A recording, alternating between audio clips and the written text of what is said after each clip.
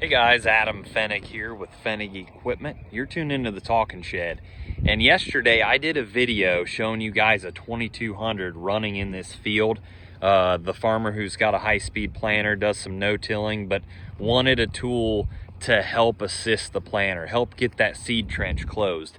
He mentioned he was no-tilling in another field and was really struggling to get that trench shut, and it was really bothering him. And that's part of the reason why he wanted to try this Salford. Well, he ran the tool yesterday, he planted it last night, and we're back this morning. And I want to do a video and show you guys what this seed trench looks like, what the field looks like, and what you can expect after doing one pass of a 2200. All right, so we're out here in the field, and you can see where he ran here. Now, one thing I want you to notice, if I can get out of, my shade can get out of the way, you can see his closing wheel tracks. If you look down the row, maybe if you look this way, can you see the Yetter poly twister tracks? Right there, you can see them side by side. But there's a couple things I want you to notice. One is the clod size, and we talked about that yesterday when we were running. I mean, look at this zone where the seed went.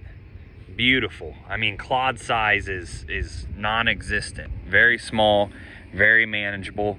Looks like he has row cleaners on here, and the row cleaners did move any of the larger clods out of the way. So look at this path. Now, he mentioned that when he was not running a Salford, he was really struggling to close the seed trench.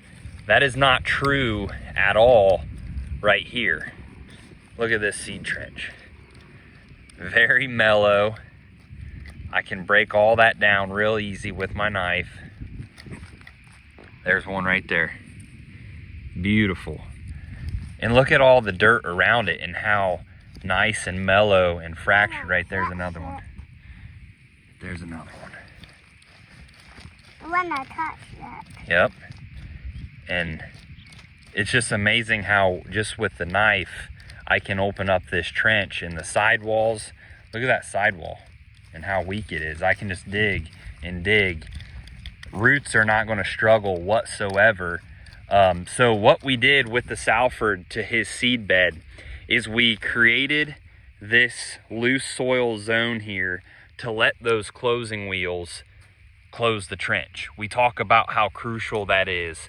Seed companies do study after study about how crucial closing this seed trench is, and that's what the Salford really helped with. So we were able to close the seed trench a lot easier, but then we also crumbled this dirt and fractured and made it loose and soft.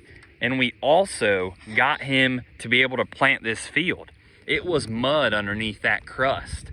So we ran it yesterday at about 3:30, broke that crust open, it dried out, and he planted it last night. And here we are this morning, and it's beautiful. The wind blew, sun shining, and it got him on this field sooner. It got the closing wheels to close that seed trench to maximize emergence, push the air pockets out of the seed trench. There you can see the tracks of the twister closing wheels. But you could walk this field all day long. There's the tracks again, and you will not find an open seed trench. The consistency, the uniformity, and how smooth and level it is what the Salford 2200 is going to bring to you. So again, one pass and plant in the spring with the 2200. Beautiful seed bed. We talk about that seed bed, but I wanted to dig and show you how good that seed bed looked. Even Lena found a seed. All right, that's what we're doing today. Thanks for tuning in. We'll do a little digging. You can see the tracks in the ground from the closing wheels. But let's just see how nice and easy this stuff just breaks apart. Let me zoom out a little bit. With the just little flip of the knife. Look at that seed bed, how soft and mellow it is. That's the shock. This is one pass, guys. We were going about 2 inches maybe. Look at that. It just crumbles. No roots will struggle to penetrate in this ground. There's one right there. Boom.